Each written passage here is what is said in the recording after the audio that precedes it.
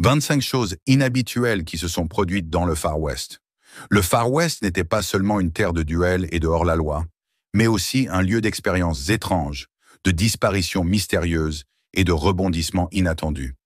Des chameaux dans le désert, aux mineurs disparus, cette frontière indomptée recelait des secrets qui continuent d'étonner et de fasciner. Prêts à explorer certains des événements les plus inhabituels qui ont façonné la légende du Far West? Numéro 1. L'expérience du corps de chameau. En 1855, l'armée américaine avait une idée peu ordinaire. Des chameaux.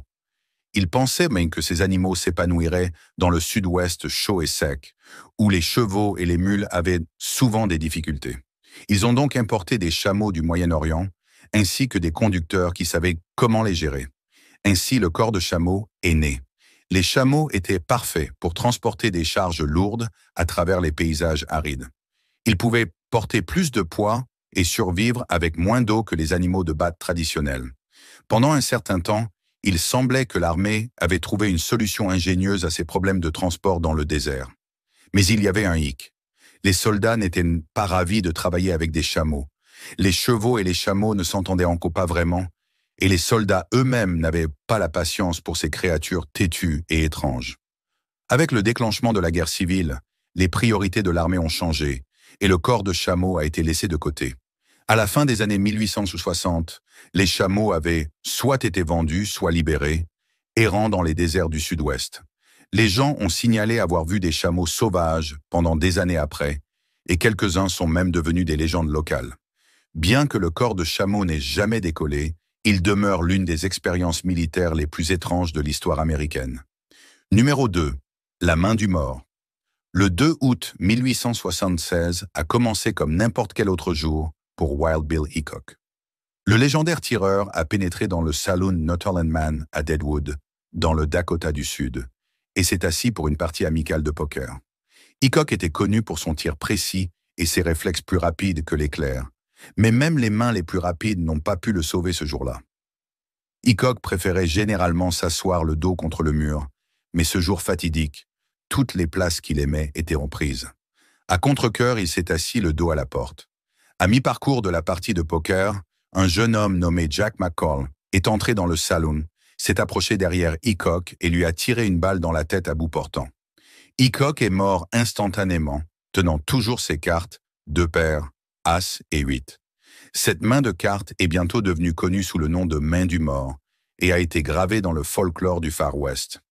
Certains disent que Hickok avait remporté de grosses mises avant son meurtre, tandis que d'autres croient le contraire, suggérant que l'attaque de McCall était alimentée par une rancune personnelle ou des dettes de jeu. McCall a été capturé et jugé pour le meurtre, mais le premier procès a été chaotique et il a été acquitté. Un deuxième procès l'a reconnu coupable et il a finalement été pendu. Quant à la main du mort, elle perdure comme un symbole de malchance, un dernier moment étrange dans la vie de l'une des figures les plus emblématiques de l'Ouest. Numéro 3.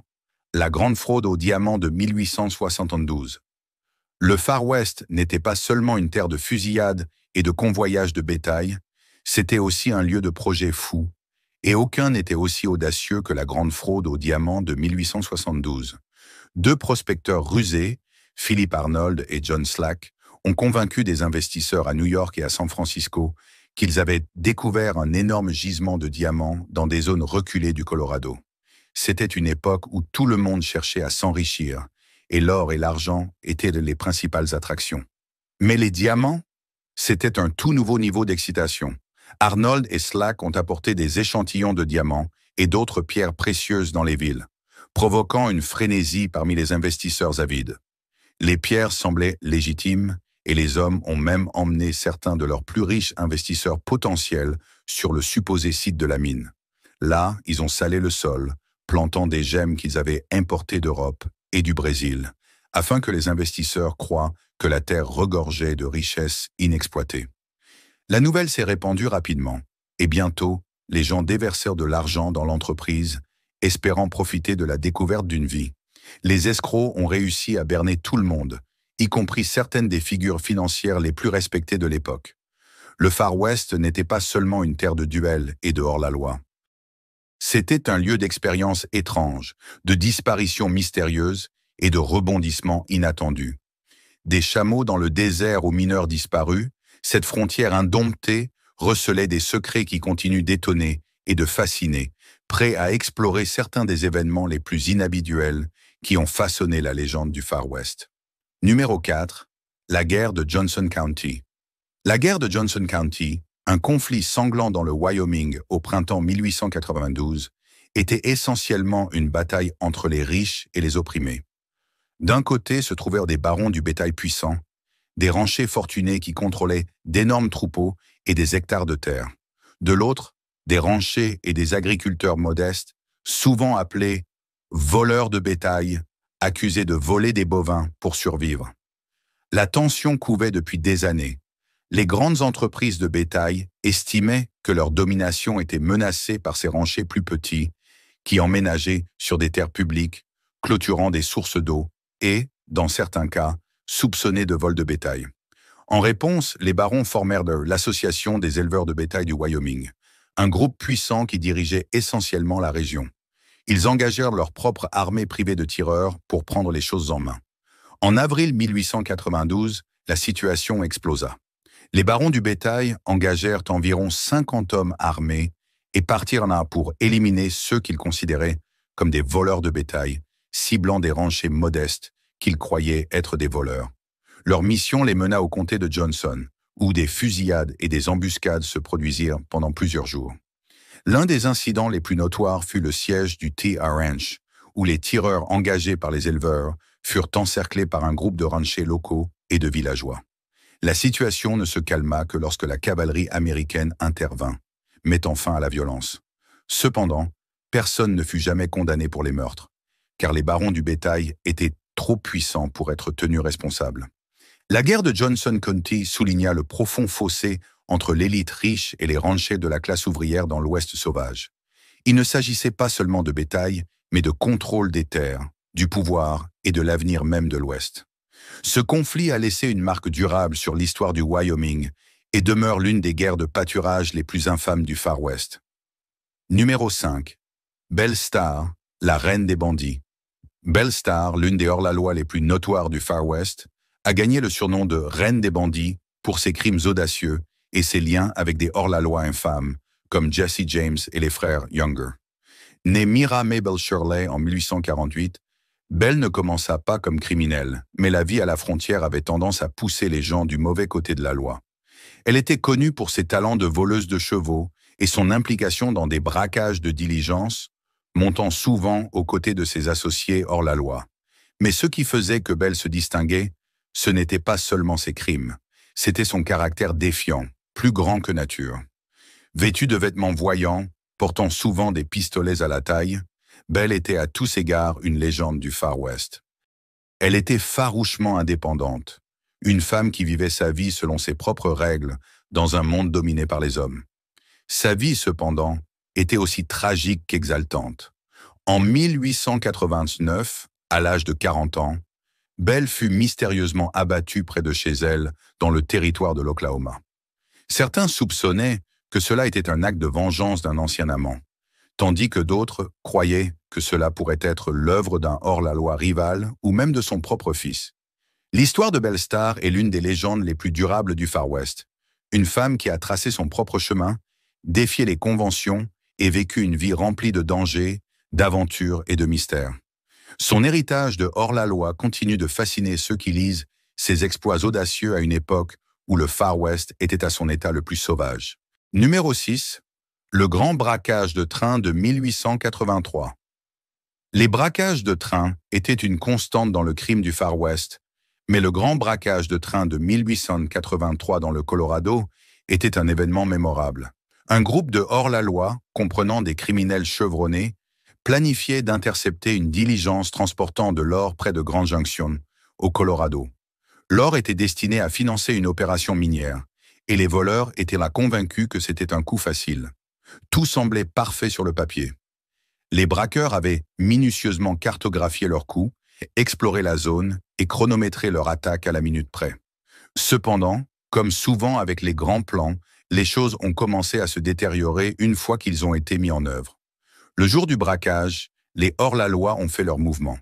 Mais une série d'erreurs et de malchances ont plongé leur plan dans le chaos. Tout d'abord, ils sous-estimèrent la résistance du conducteur de la diligence, qui a opposé une farouche résistance, les ralentissant et laissant le temps aux forces de l'ordre à proximité de réagir. Pour aggraver les choses, la coordination des voleurs s'est effondrée, causant de la confusion dans leurs rangs. Au lieu d'un coup rapide, le braquage s'est transformé en une fiasco prolongée. Plusieurs membres du gang furent capturés après l'échec du braquage et l'or volé fut récupéré. Le grand braquage de train est devenu un avertissement, rappelant aux hors-la-loi que même les plans les mieux élaborés peuvent s'effondrer sous la pression. Malgré leur échec, l'incident a contribué à la mythologie du Far West, où les crimes plus grands que nature et les évasions in extremis étaient courants. Et bien que les voleurs n'aient pas réussi à s'enfuir avec leur butin, ils ont assuré une place dans les annales de l'histoire de l'Ouest. Numéro 7.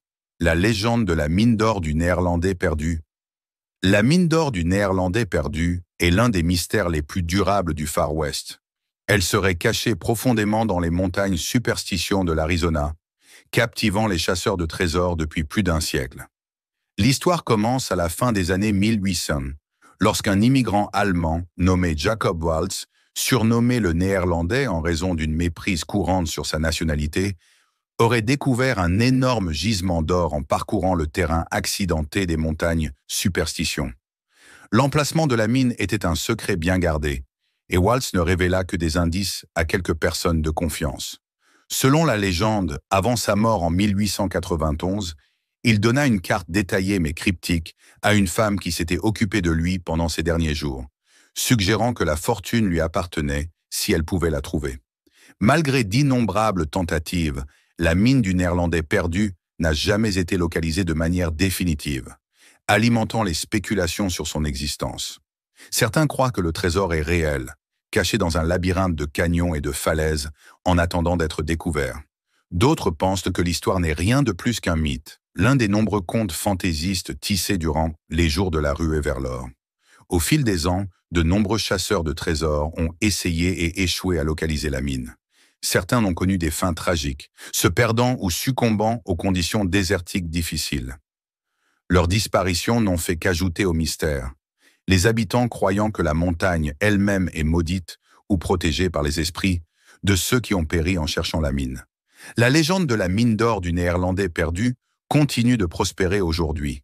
Qu'elle soit un fait ou une fiction, l'histoire parle de l'attrait du Far West, où la fortune pouvait se gagner ou se perdre en un clin d'œil, et où le mystère se cachait derrière chaque rocher. Des aventuriers s'aventurent toujours dans les montagnes superstitions, guidés par des cartes, des rumeurs et un espoir pur à la recherche de l'or qui pourrait ne jamais être trouvé. Le trésor est-il réel ou n'est-ce qu'un autre conte sauvage de l'Ouest? La vérité demeure enfouie tout comme l'or lui-même, s'il a jamais existé. Numéro 8. La guerre du comté de Lincoln. La guerre du comté de Lincoln, qui s'est déroulée de 1878 à 1881 au Nouveau-Mexique, est l'un des conflits les plus violents et infâmes du Far West.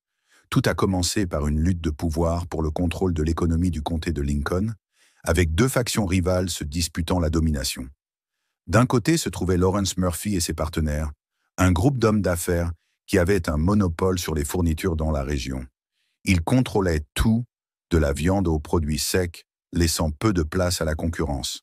En opposition se tenait John Tunstall, un Anglais arrivé dans le comté de Lincoln en 1876 avec l'ambition de briser l'emprise de Murphy sur le commerce local. Tunstall, avec son partenaire commercial Alexander McSween, ouvrit un magasin rival, suscitant des tensions. Les choses se sont rapidement envenimées. En 1878, Tunstall fut assassiné par des hommes loyaux à la faction de Murphy, déclenchant une véritable guerre. La mort de Tunstall n'a pas seulement mis en colère ses alliés, elle a également enragé Billy the Kid, un jeune hors-la-loi qui travaillait pour Tunstall. Billy jura de se venger, et ainsi la guerre du comté de Lincoln devint une bataille personnelle pour lui. Les années suivantes furent marquées par des fusillades, des embuscades et des assassinats. Billy the Kid et son gang, connus sous le nom de régulateurs, s'affrontèrent avec les hommes de Murphy lors d'une série de combats sanglants.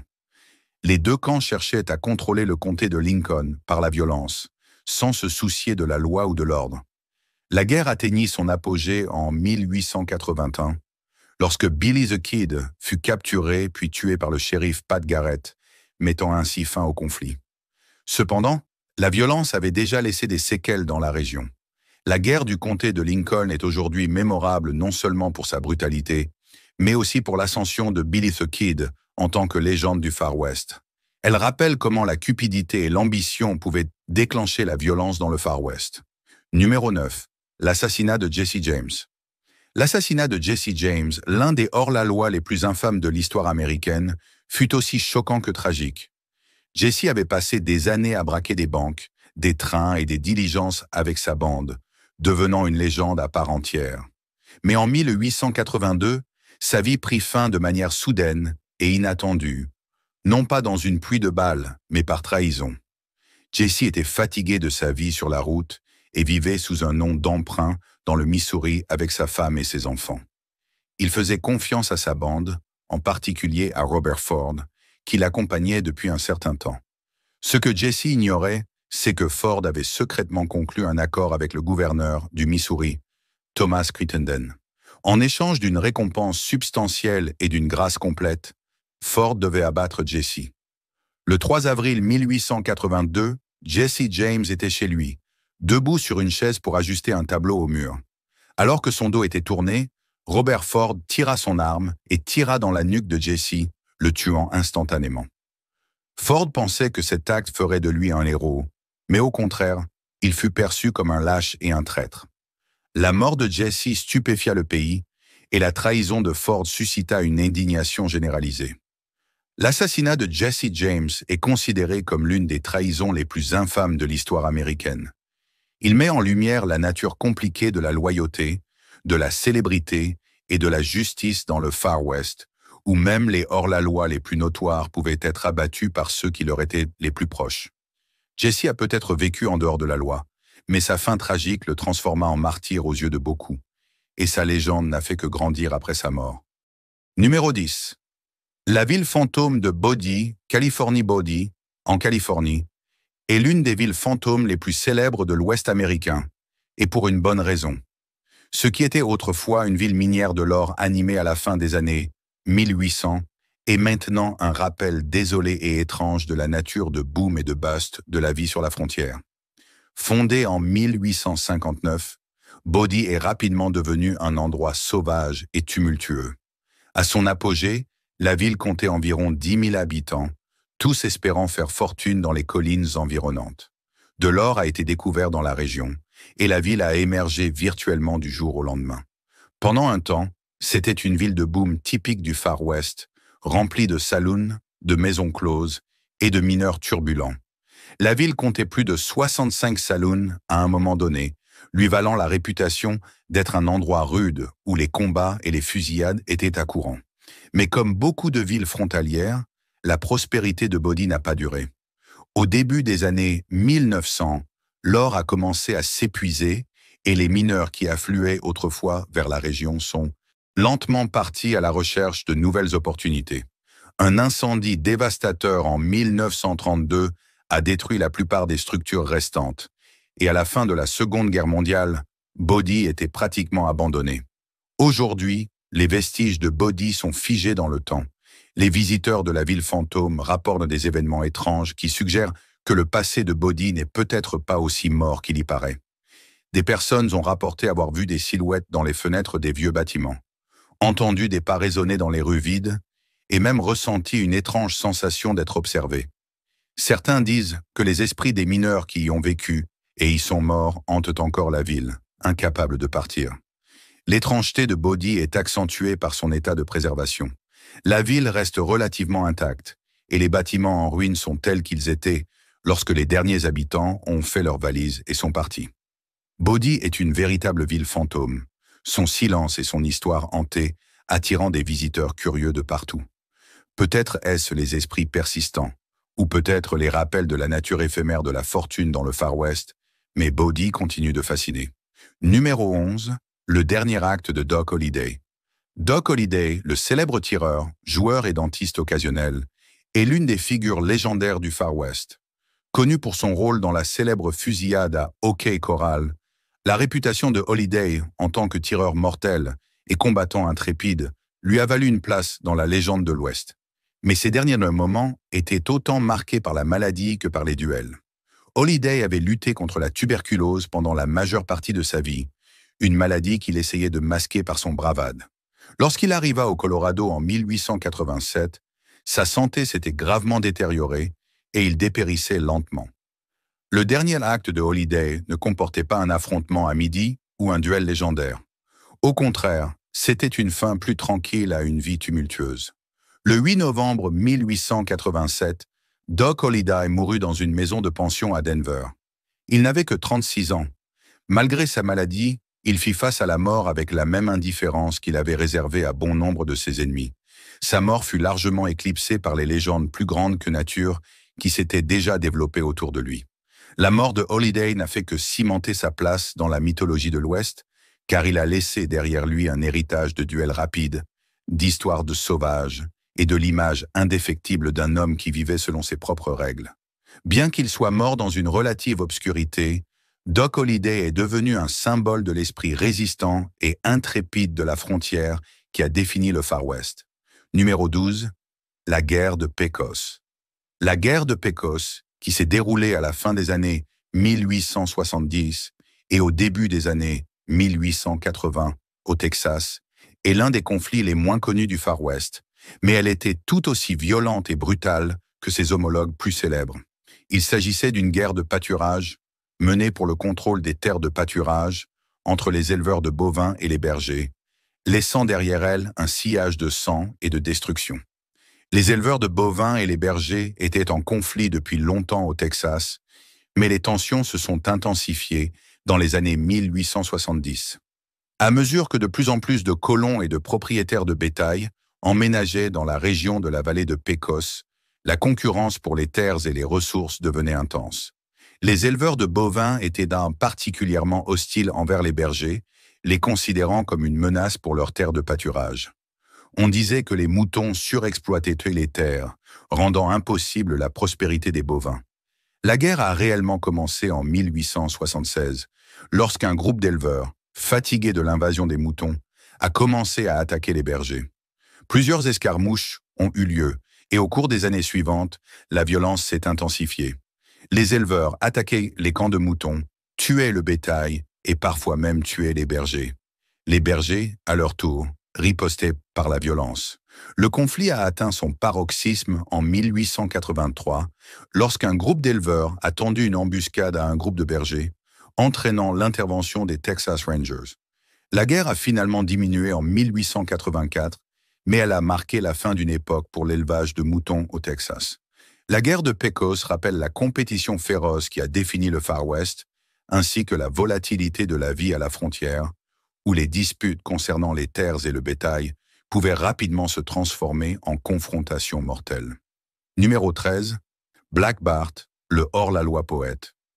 À la fin du 19e siècle, les vols de diligence étaient défréquents dans le Far West, mais un hors-la-loi se distinguait parmi tant d'autres, Charles Earl Bowles. Mieux connu sous le nom de Black Bart, sa réputation ne reposait pas seulement sur ses audacieuses actions, mais aussi sur son habitude unique de laisser des notes rimées sur les lieux de ses crimes. Ces messages poétiques lui valurent le surnom de hors-la-loi poète. Les crimes de Black Bart étaient menés avec précision et sophistication. Il ciblait les diligences du nord de la Californie et du sud de l'Oregon entre 1875 et 1883. Contrairement à de nombreux autres hors-la-loi, Bart n'était pas intéressé par les fusillades violentes ou les confrontations qui marquèrent souvent les vols dans le Far West. Au lieu de cela, il préférait utiliser son intelligence et volait souvent ses victimes sans tirer un seul coup de feu. Vêtu d'un long manteau, d'un masque et d'un chapeau de type Ebola, il inspirait la peur à ceux qui parcouraient les sentiers poussiéreux. Après un vol réussi, Bart laissait derrière lui un poème, écrit sur un morceau de papier, se moquant des forces de l'ordre et de ses victimes. Ses notes étaient à sa signature et étaient souvent humoristiques. Par exemple, dans l'un de ses célèbres poèmes, il s'adressait à ses victimes avec la phrase « Ici je m'allonge pour dormir, pour voler un peu d'or sans rien garder. C'est ce mélange d'humour et de menaces qui le rendait à la fois craint et respecté. Ses vols sont devenus légendaires. Et bien qu'il ait réussi à échapper à la capture pendant des années, la loi finit par le rattraper. En 1883, Bart a été retrouvé et capturé par un détective nommé Elam. Dans un retournement surprenant, la capture de Black Bart n'était pas due à ses crimes, mais parce qu'il avait laissé derrière lui un élément de preuve crucial, son écriture. Bien qu'il ait purgé une peine de prison, le mythe de Black Bart a perduré, et ses notes rimées en ont fait l'un des hors-la-loi les plus mémorables de l'histoire du Far West. Numéro 15. La panique argentière de 1893. La panique argentière de 1893 a été l'un des ralentissements économiques les plus significatifs du Far West et a marqué un tournant dans le développement économique de la région. La panique a été provoquée par un effondrement soudain du marché de l'argent qui a eu un impact profond sur les villes minières qui avaient émergé pendant la ruée vers l'argent. À la fin des années 1800, l'extraction de l'argent était une source majeure de revenus et de prospérité dans de nombreux États de l'Ouest, en particulier au Colorado, au Nevada et dans les Dakotas. Des mineurs, des spéculateurs et des investisseurs avaient investi de l'argent dans des opérations minières argentifères, espérant faire fortune. Mais en 1893, le marché s'est effondré. Les prix de l'argent ont chuté, entraînant également la baisse de la valeur de la monnaie basée sur l'argent. Cet effondrement soudain a conduit à une panique et un chaos généralisé. Les villes minières, qui avaient autrefois prospéré avec des saloons, des hôtels et des commerces animés, se sont rapidement transformées en villes fantômes, alors que de nombreuses mines fermaient. Le chômage a explosé alors que les mineurs perdaient leur emploi et de nombreuses familles se sont retrouvées dans la détresse. Les propriétaires d'entreprises dans les villes minières ont fait faillite et les effets d'entraînement se sont fait sentir dans toute la région. À mesure qu'une mine après l'autre fermait, les personnes qui étaient venues dans l'Ouest à la recherche de richesses se sont retrouvées sans rien.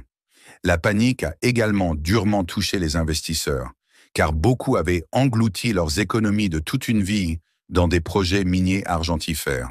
Cette catastrophe financière a contribué à une vague de désillusion face à l'Ouest, perçue comme une terre d'opportunités illimitée, et laissant beaucoup remettre en question la durabilité de l'économie du boom et de la faillite qui avait défini la région.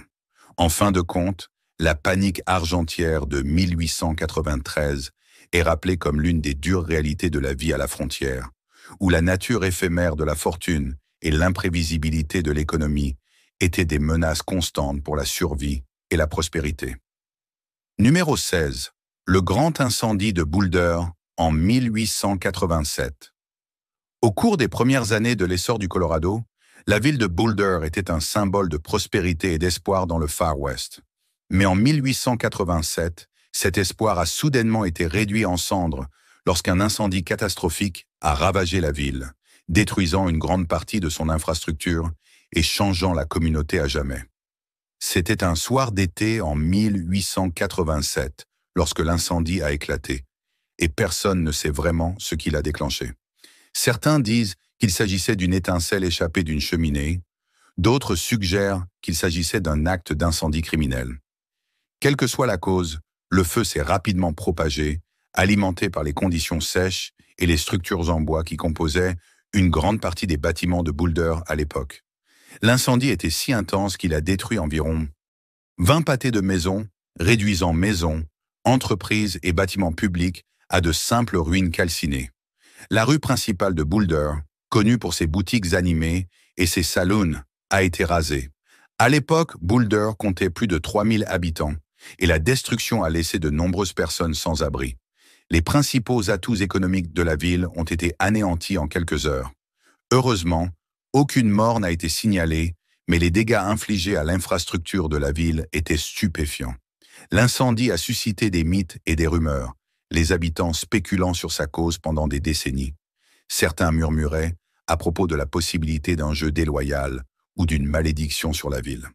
D'autres croyaient qu'il s'agissait d'un avertissement sur la fragilité des établissements humains dans la frontière impitoyable. Dans les suites de cet événement, la ville a commencé à se reconstruire, mais elle n'a jamais vraiment été la même. L'incendie a non seulement marqué la fin des premiers jours d'essor de Boulder, mais a également servi de rude rappel sur l'imprévisibilité et le danger de la vie dans le Far West. Même dans un endroit apparemment stable comme Boulder, le désastre pouvait frapper à tout moment. Numéro 17. Les mineurs disparus du Nevada. Le Nevada, connu pour sa ruée vers l'argent au 19e siècle, abritait des camps et des villes minières animées. C'était une terre de fortune et de péril, où des richesses pouvaient être trouvées dans la terre ou la mort dans l'ombre. Mais à la fin des années 1800, quelque chose d'étrange se produisait dans les camps miniers du Nevada. Des mineurs disparaissaient, apparemment sans laisser de traces. Entre 1870 et 1890, plusieurs rapports ont fait surface concernant la disparition de mineurs de camp dans des circonstances mystérieuses. Les habitants des villes étaient perplexes et les spéculations allaient bon train. Était-ce le résultat de dangers naturels, tels que des effondrements ou des accidents dans les mines? Ou des forces plus sinistres jouaient-elles un rôle, comme des groupes amérindiens hostiles, des hors-la-loi ou même des causes surnaturelles? Les disparitions étaient particulièrement concentrées autour des camps miniers isolés du Nevada, comme la ville de Tonopah, où de nombreux mineurs venaient revendiquer leur part. Des mineurs qui avaient travaillé ensemble pendant des années disparaissaient soudainement du jour au lendemain, sans signe de lutte ni aucun indice sur leur sort. C'était comme s'ils avaient disparu dans l'air. Les rumeurs abondaient. Certains suggéraient que les disparitions étaient le résultat de conflits entre des compagnies minières rivales qui auraient pu recourir à la violence pour éliminer leurs concurrents. D'autres croyaient que des raids amérindiens étaient à blâmer. À une époque où les tensions entre colons et tribus amérindiennes étaient élevées, il n'aurait pas été surprenant que des attaques allaient jouer un rôle. Mais de nombreux résidents